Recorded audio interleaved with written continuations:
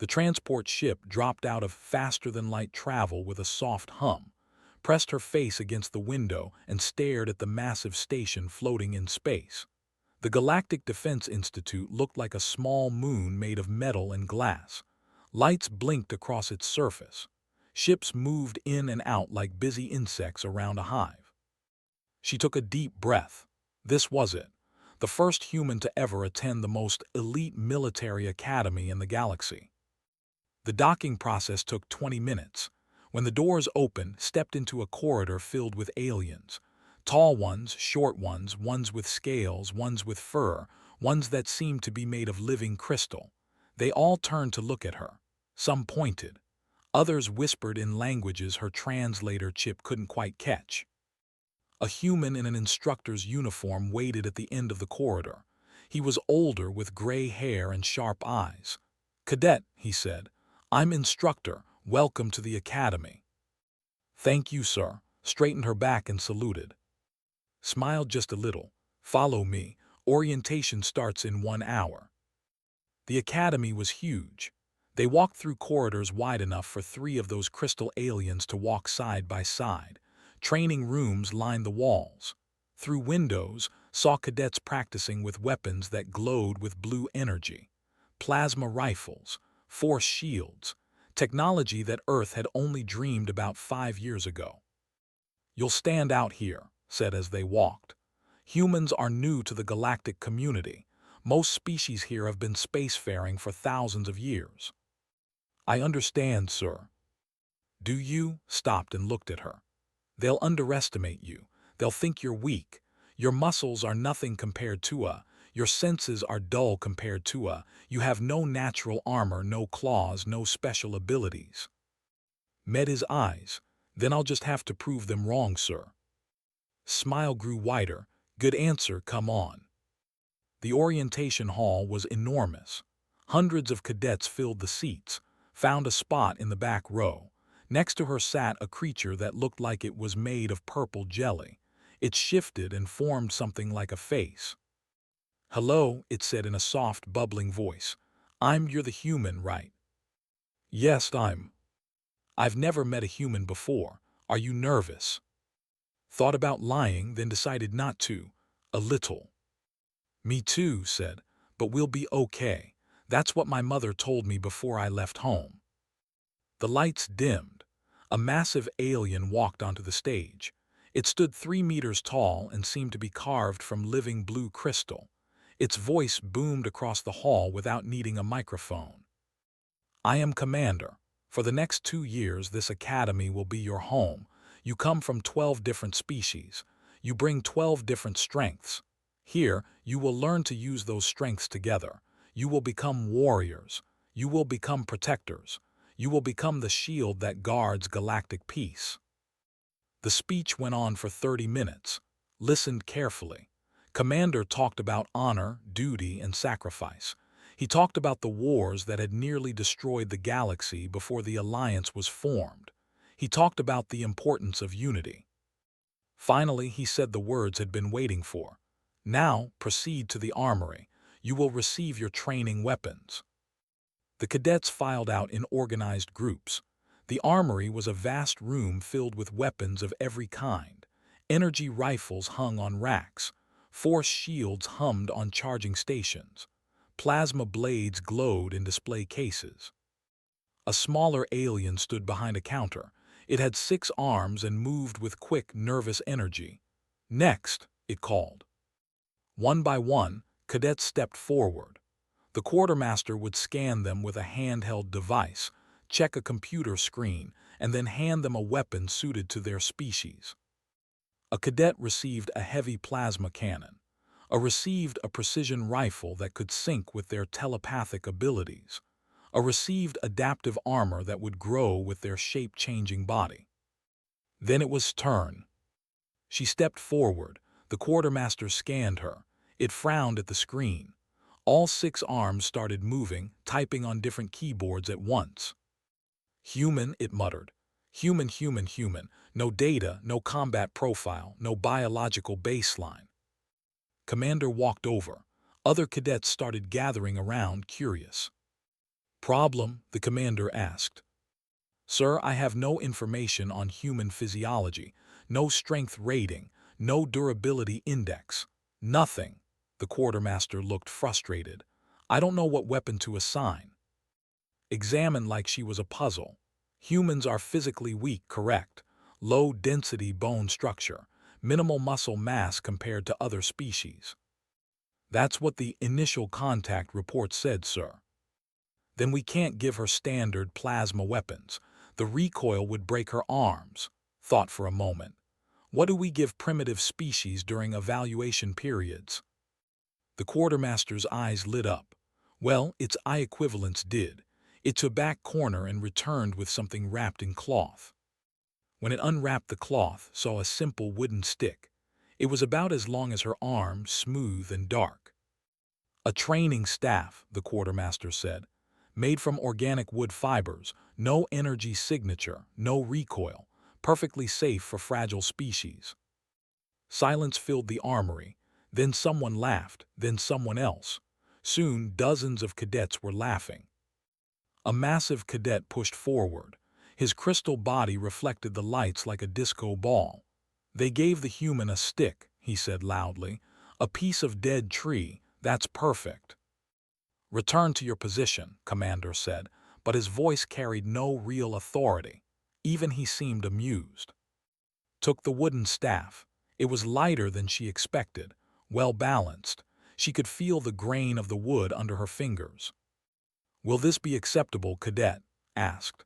The question was polite, but his tone said he expected her to complain. Turned the staff over in her hands. She thought about her grandfather, who had taught her to fight with bamboo sticks in his backyard.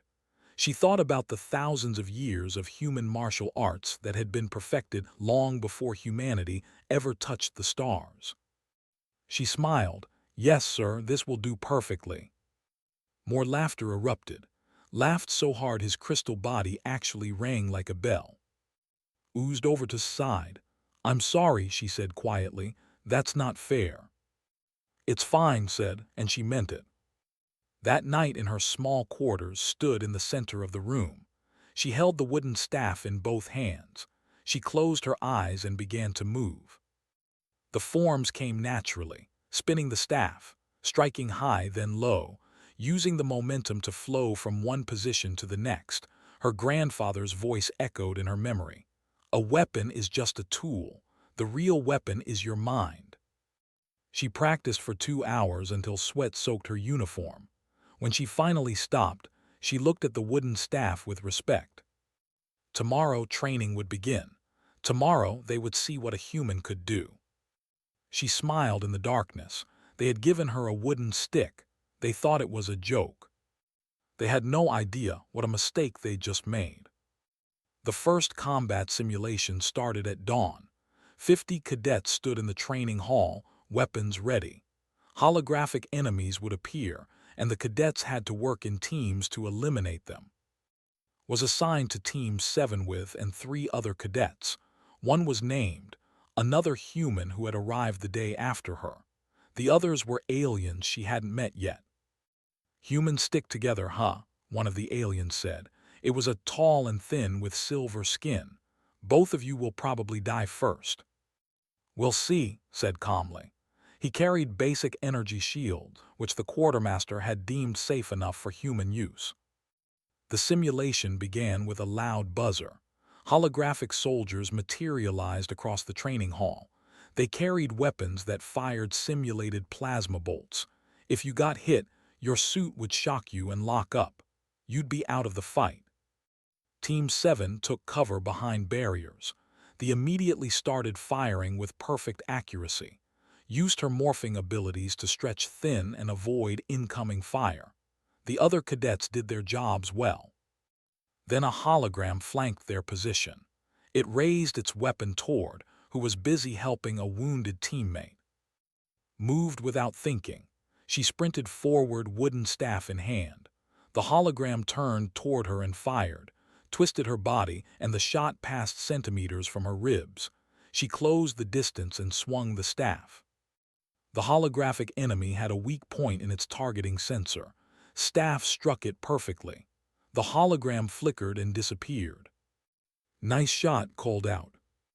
But there was no time to celebrate. 3 more holograms appeared, kept moving, never staying still. When plasma bolts came her way, she read the angle and the timing. She ducked, rolled, and dodged. Her staff became a blur, striking sensors, knocking weapons offline, hitting weak points that most cadets didn't even know existed. Team 7 completed the simulation in 12 minutes. They had the third best time of the day.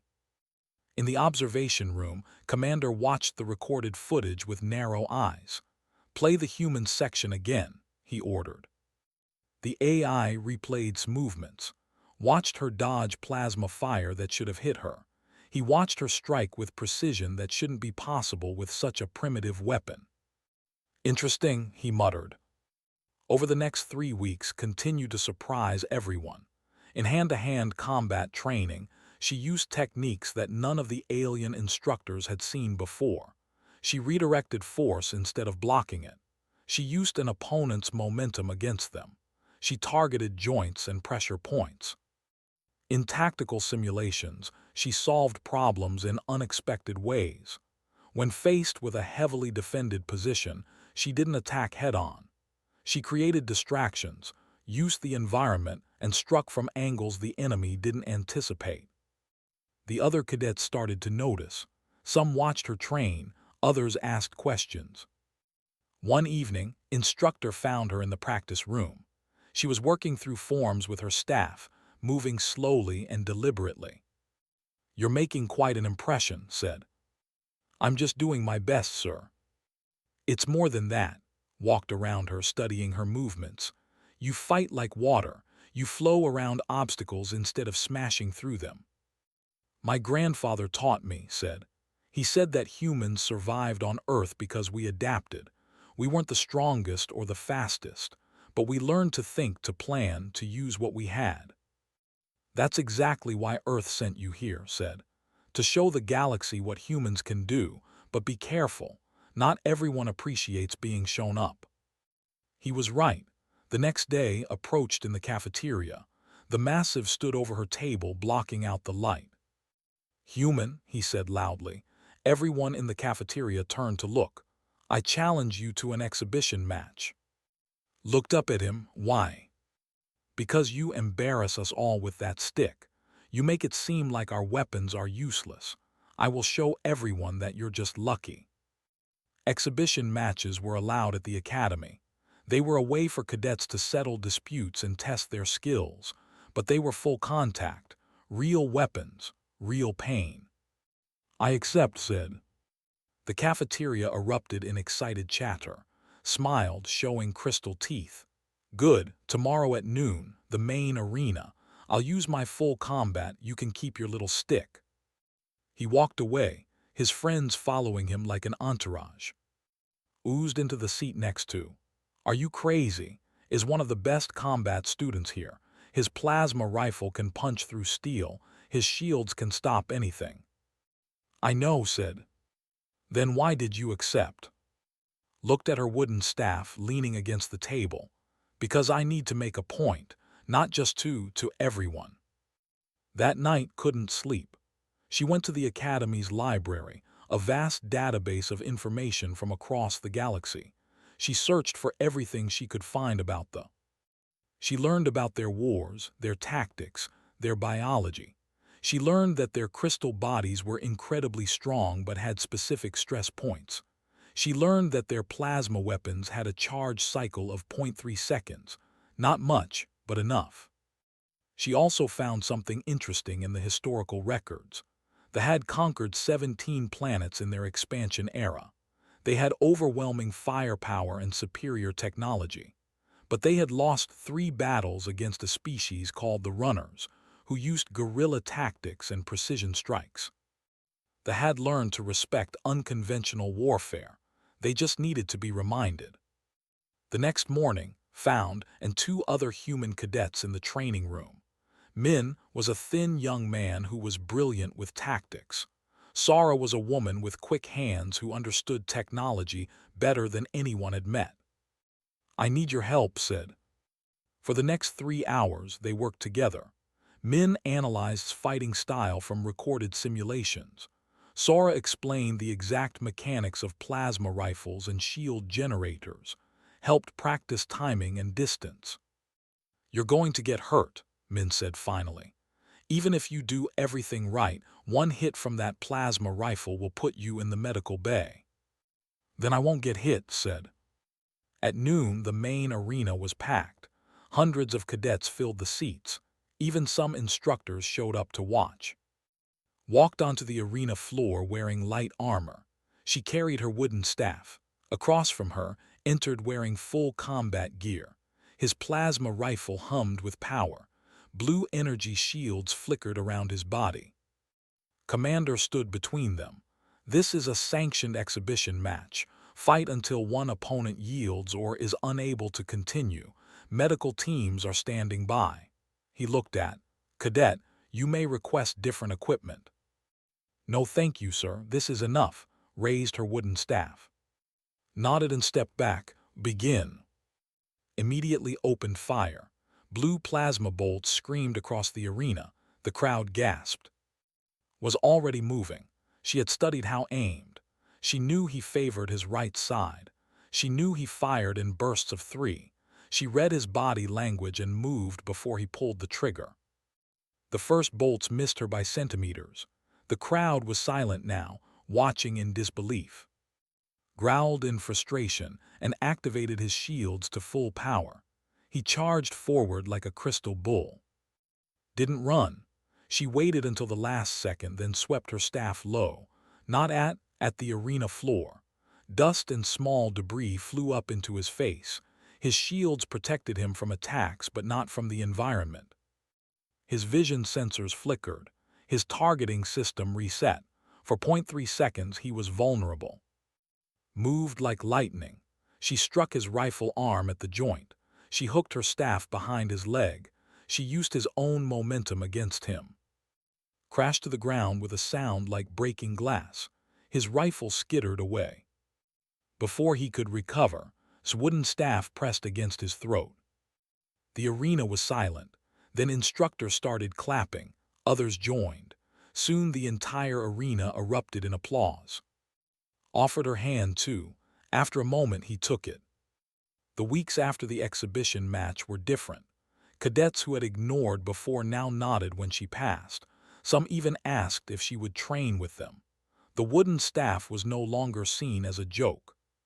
Surprised everyone the most. 2 days after the match, he found in the practice room. "You fight like water," he said in his deep, rumbling voice. "My attacks went through empty space.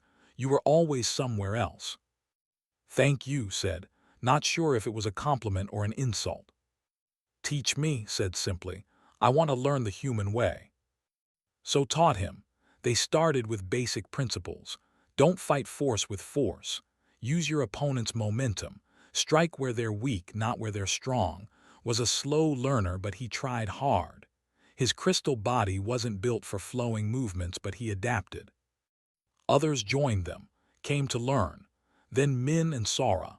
Then, soon, a dozen cadets from different species were practicing together, learning the techniques that Earth had perfected over thousands of years. Instructor watched from the observation deck. Commander stood beside him. "Your human is causing quite a disruption," said. "Is that a problem, sir?" "No," his crystalline face was hard to read. "It's progress. We've been teaching the same combat doctrines for 1,000 years. Maybe we needed someone to show us a different way." 3 months into the training program, everything changed. It happened at night. Was in her quarters, reviewing tactical lessons on her data pad. The lights suddenly went red. An alarm screamed through the corridors. "This is not a drill," Commander's voice boomed over the speakers. "The academy is under attack. All cadets proceed to emergency shelters immediately." Grabbed her wooden staff and ran into the corridor. Other cadets were already there, confused and frightened. Explosions echoed through the station. The walls shook. "Move, move," instructors shouted, directing cadets toward the shelters. Ran with the crowd. Then she saw, trapped behind a collapsed doorway, that was trying to squeeze through a small gap, but she was panicking, losing her shape control. Push through the crowd. Another explosion, closer this time. Part of the ceiling fell. Cadet screamed and ran, reached and pulled her through the gap just as more debris crashed down behind them. "Thank you," gasped. They ran together, following the emergency lights. But when they reached the shelter entrance, they found it sealed. A dead instructor lay nearby, his access card destroyed. "We're locked out," said. "What do we do?" Before could answer, Min and Sara appeared from a side corridor. They all carried their training weapons. His plasma rifle was set to low charge, but it was better than nothing. "The other shelters are cut off," reported. "Enemy soldiers control the main corridors." "Who's attacking us?" Sora asked. "I saw their armor," said. "They're Harmony Front, extremists. They believe in technological purity. They think biological warriors are weak." An energy blast hit the wall near them. Down the corridor, 3 soldiers in heavy armor advanced.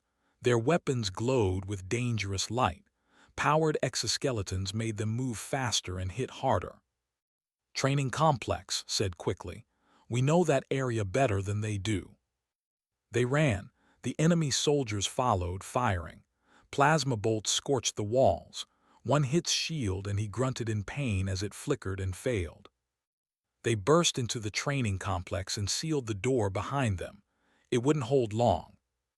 "We're trapped," Min said.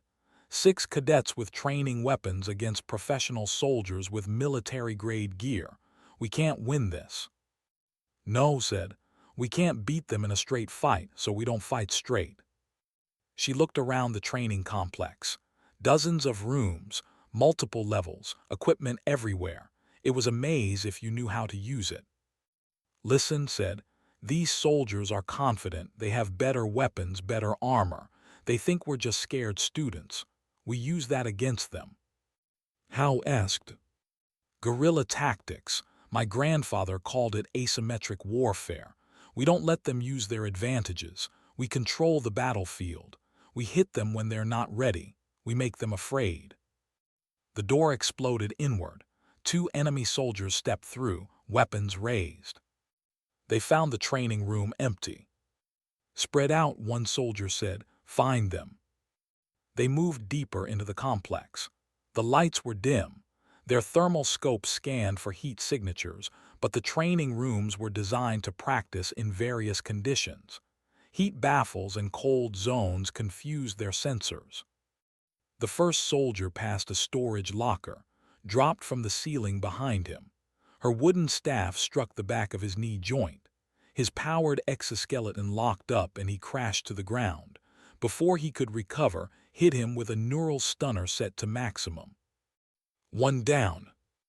The second soldier spun, raising his weapon, but stepped from the shadows and grabbed the rifle barrel. His crystal hands, incredibly strong at close range, bent the weapon.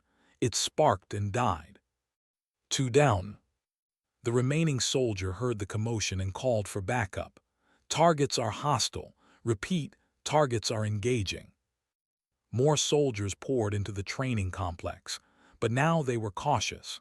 They'd lost 2 fighters in seconds. They were starting to realize these weren't helpless students. Led her team through the maze of training rooms. They used every trick they could think of. Sora hacked the training systems to create holographic decoys. Min calculated patrol patterns and found gaps in their coverage, morphed into shapes that looked like equipment, then surprised soldiers when they passed, and moved like a ghost. Her wooden staff became an extension of her body. She struck at joints in powered armor. She jammed weapons by targeting their energy feeds. She used the environment, dropping equipment, creating obstacles, turning the soldiers' own strength into a liability. In one corridor, an enemy soldier in heavy exoskeleton armor stomped forward, confident. Weighted above him, balanced on a damaged ceiling beam. When he passed beneath, she dropped and drove her staff into the back of his helmet. The neural interface connection point. The soldier's armor seized up, and he collapsed like a puppet with cut strings. "This is impossible," one soldier radioed. "They're just cadets. How are they doing this?"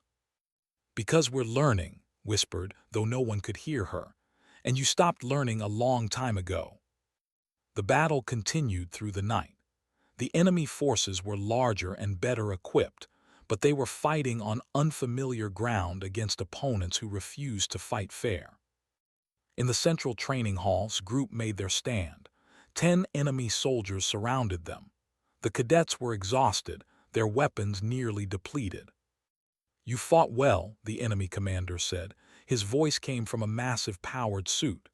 "But this ends now. Surrender and you won't be harmed." Looked at her friends. They were tired, scared, but still standing, still ready to fight. "We have one trick left," she said quietly. "What's that?" asked. "Kill the lights." The training hall's lighting system was controlled by a central panel. Sora could hack it, but they'd be fighting in complete darkness. The enemy had night vision and thermal scopes. "They'll see us," Min said. "Maybe," said, "but maybe not, trust me." She gave the signal. Sora hit the panel, the lights died. In the darkness, heard the enemy soldiers adjust their equipment. Their scopes powered up. But they couldn't see anything. The thermal sensors showed nothing. The cadets had learned to control their body heat using meditation techniques from Earth. They'd learned to move in perfect silence, and they knew this room better than anyone. Moved through the darkness like a shadow among shadows. Complete darkness filled the training hall, counted her breaths, slowing her heartbeat like her grandfather had taught her. In the meditation practice of Earth, warriors learned to become still, to make their bodies quiet.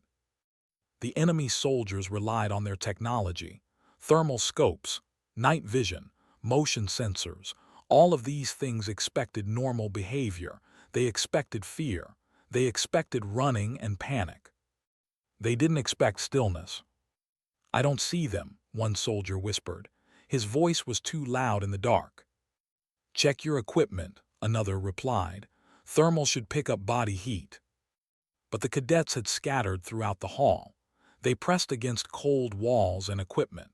They controlled their breathing, lowered their body temperature. Min had taught them this technique after researching human monks who could meditate in freezing conditions. The enemy commander's voice boomed through a speaker in his suit. "Clever trick, cadets, but you can't hide forever. When our reinforcements arrive, we'll flood this room with light and gas. You'll have nowhere to go." Listened carefully to where his voice came from. She built a map in her mind, 3 meters to her left, slightly elevated, standing near the center of the room.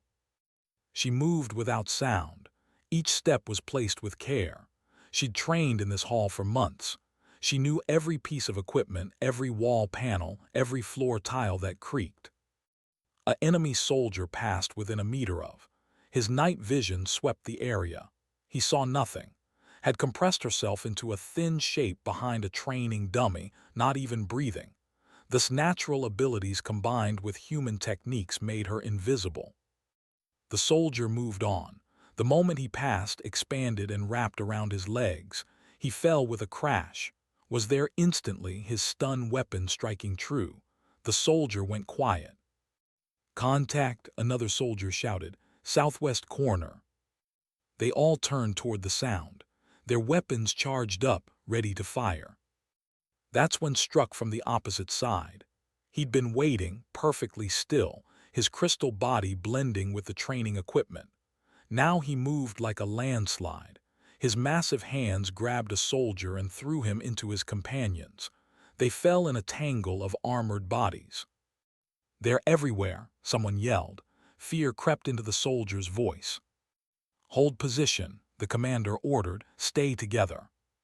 But staying together meant they weren't searching, and not searching meant the cadets could move freely. Found herself behind the commander. He was the key. The others followed his orders. Break him and the rest would fall apart. She studied his armor. Powered exoskeleton. Top-of-the-line military grade. It had sensors, weapons, and communications built in. all of it connected to a neural interface at the back of his helmet. Her grandfather's words echoed in her mind. The more complex a thing is, the more ways it can break. She gripped her wooden staff and moved forward. Step, pause, listen, step, pause, listen. The commander was giving orders through his radio. All units converge on the training hall. We have the targets cornered. Was 3 steps away now. She could hear him breathing inside his helmet. The sound was amplified by his suit systems. 2 steps. She raised her staff. 1 step. The commander turned, some instinct warning him, but in the darkness his sensors showed nothing. Just empty air where a human girl stood, staff raised. Struck, the wooden staff hit exactly where she aimed. The neural interface connection point, the fragile link between man and machine. Sparks flew. The commander's suit screamed an error message. Every system shut down at once. His weapons, his communications, his enhanced strength, everything died. He stood there in the dark, trapped in half a ton of dead metal. "Commander," a soldier called, "Sir." No answer came. "The commander is down," someone shouted. "Fall back, fall back." Panic spread through the enemy soldiers like fire. They'd come here confident, expecting easy prey. Instead, they'd found warriors who fought with techniques they didn't understand, in darkness they couldn't pierce. One soldier ran for the exit. Sora had booby-trapped it with training equipment. He triggered a trap and went down under falling weights. Another soldier tried to call for help, but men had been jamming their long-range communications with a hacked training console. They could talk to each other, but they couldn't reach their ship. One by one, the enemy soldiers fell, not to superior firepower, not to better technology, but to strategy, teamwork, and the simple effectiveness of knowing how to fight smart instead of fighting hard. When the lights came back on 30 minutes later, Academy reinforcements found an impossible sight. 6 cadets stood in the center of the training hall. They were exhausted, bruised, and barely able to stand. Around them lay 15 enemy soldiers, all unconscious or trapped in disabled armor. The enemy commander sat against a wall, his expensive suit now nothing but dead weight. His wooden staff was pointed at his throat. "Cadets, stand down," a new voice commanded. Commander strode into the hall with a full security team. He looked at the scene with wide eyes. Even his crystalline face showed shock. "How," he began, then stopped. "Report." Lowered her staff. "Sir, we were cut off from the shelters. We retreated to the training complex and engaged the enemy using guerrilla tactics. We have 15 prisoners and no friendly casualties." Stared at her, then at the unconscious soldiers, then at the cadets who looked ready to collapse but still stood proud. "You fought Harmony Front Special Forces," said slowly. "Professional soldiers with military-grade equipment, and you won." "We fought smart, sir," said. "That's what humans do." Medical teams rushed in to check the cadets. Had a few burns. Shield generator was completely fried. Min had twisted his ankle. Sora had a cut on her arm, was fine, just exhausted, had bruises all over her body. But they were alive, and they had won. The enemy commander was pulled from his suit and taken into custody. As security led him away, he looked back at. "You shouldn't have won," he said. "We had every advantage." "No," said, "you had better equipment, there's a difference." In the days that followed, investigators arrived. They studied the battle footage. They interviewed the cadets. They examined every detail of how 6 students with training weapons had defeated 15 elite soldiers. The news spread across the galaxy. The human girl with a wooden stick had done the impossible. Military commanders from a dozen species sent requests to study human combat techniques.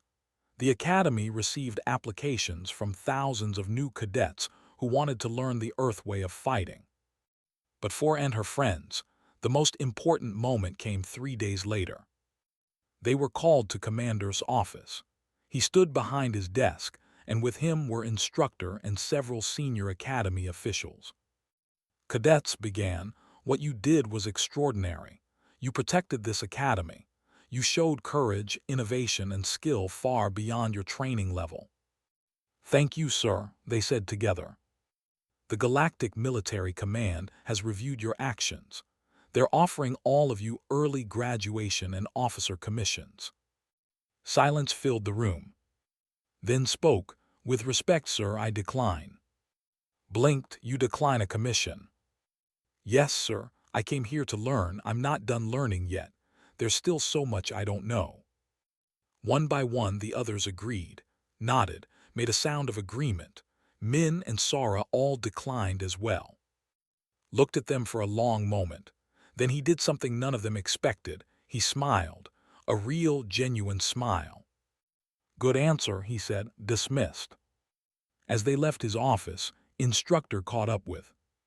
"Your grandfather would be proud," he said.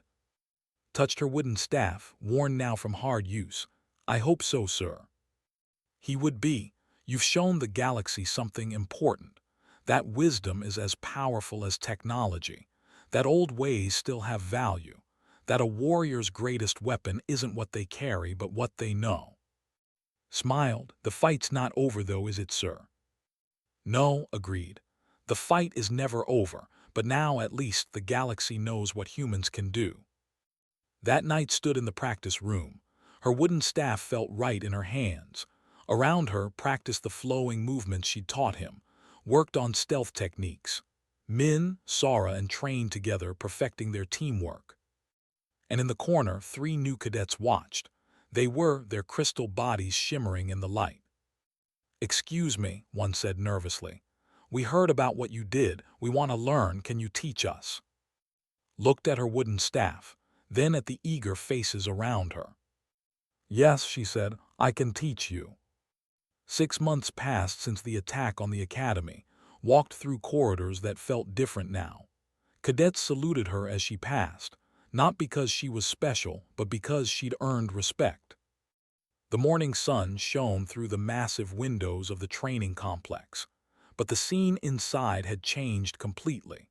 Where once cadets only practiced with plasma weapons and energy shields, now dozens of them practiced with wooden staffs.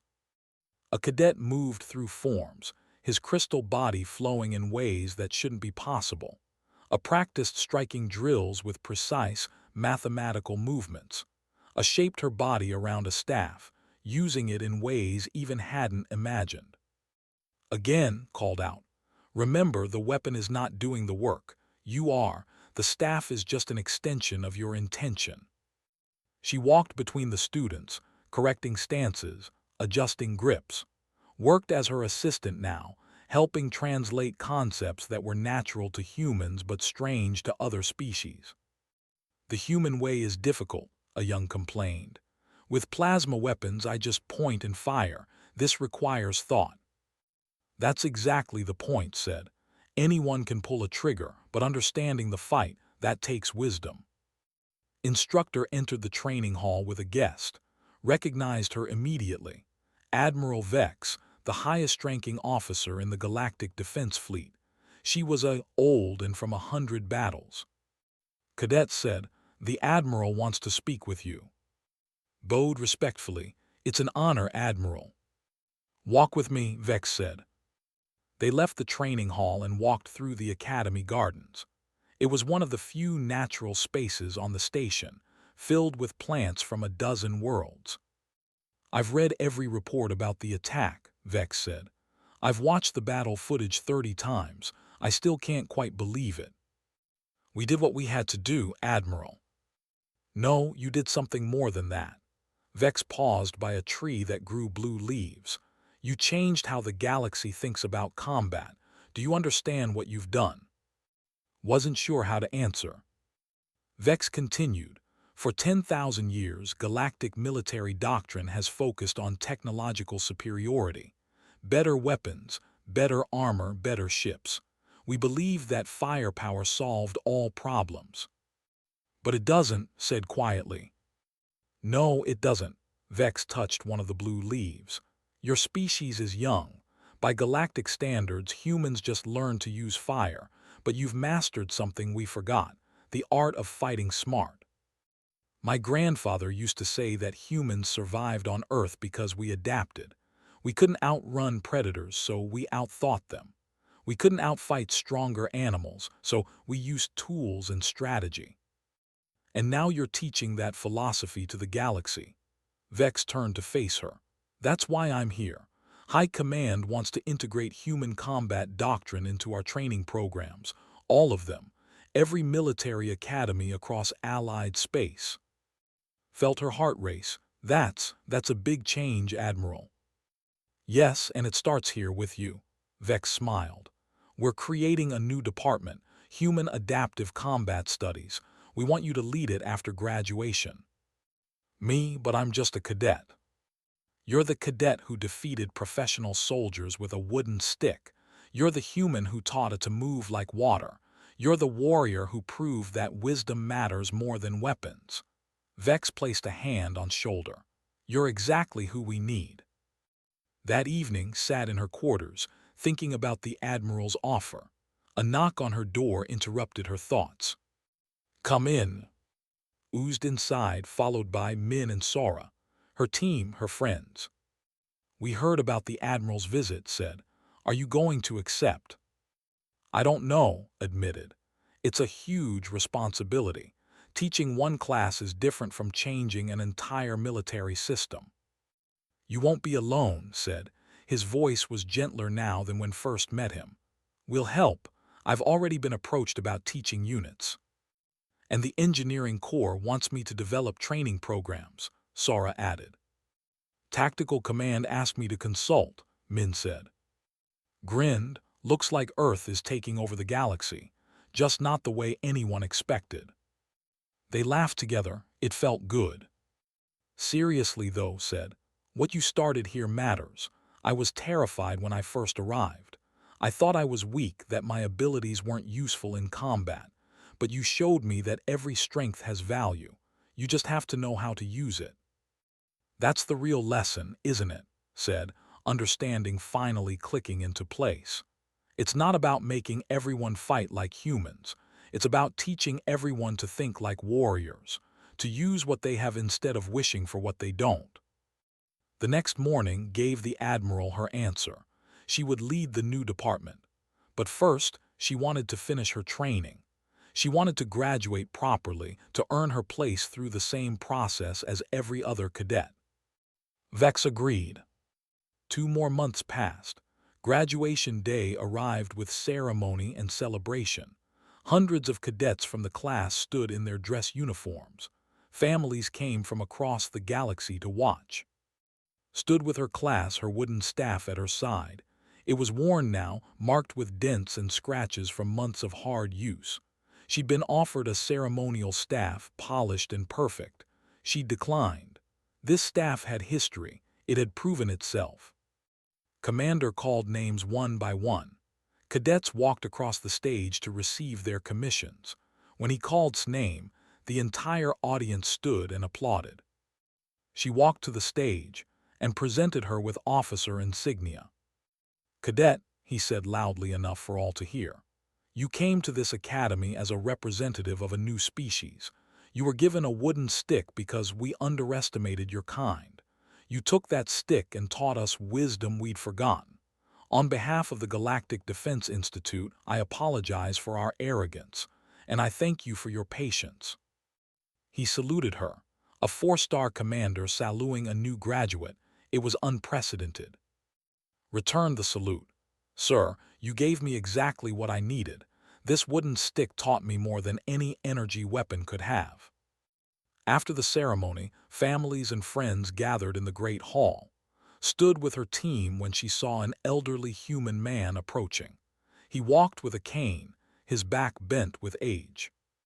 Grandfather couldn't believe it. He traveled across the galaxy to be here. Little warrior, he said, embracing her, I'm so proud. You taught me everything. No, I taught you the basics, you taught yourself the rest, and now you'll teach others. He looked at her wooden staff. May I? She handed it to him. He examined it with knowing eyes, seeing every mark, every scratch. This staff has seen real battle. It has protected you. It has defeated enemies. He handed it back. Keep it. Pass on its lessons. That night, after the celebrations ended, returned to the training complex one last time as a cadet. Tomorrow, she would return as an instructor. She stood in the center of the hall and began her forms. The movements were second nature now.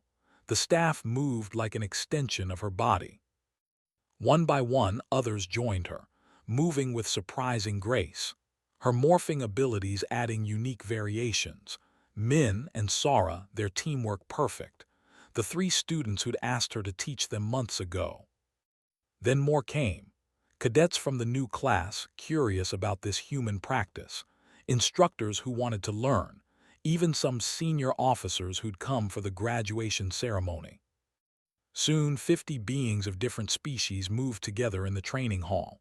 Some held wooden staffs. Others practiced with their natural abilities. But all of them moved with the same philosophy.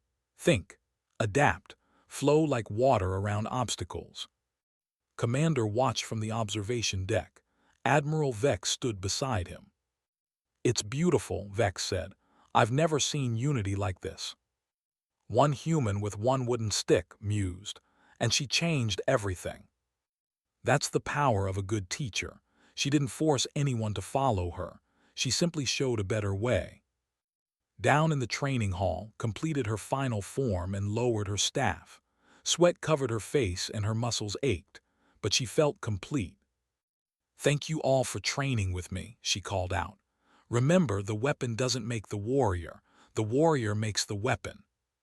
As everyone filed out, her grandfather approached one more time. "One more lesson," he said, "the most important one I ever learned." "What's that?"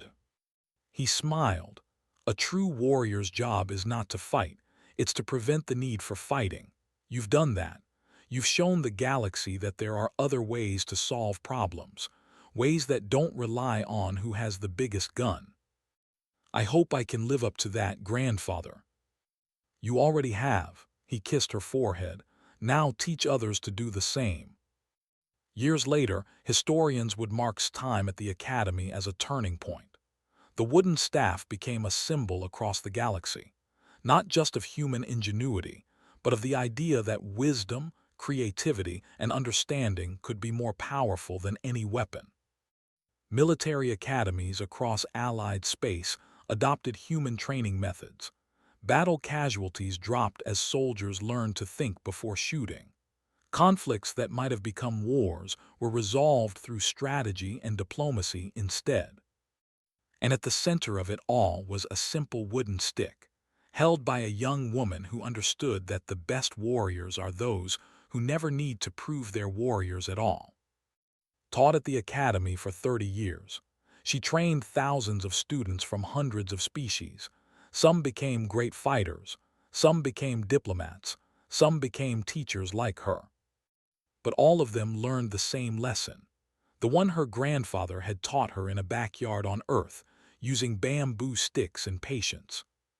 That true strength doesn't come from what you carry in your hands. It comes from what you carry in your mind and heart. And sometimes, all you need is a wooden stick to change the galaxy.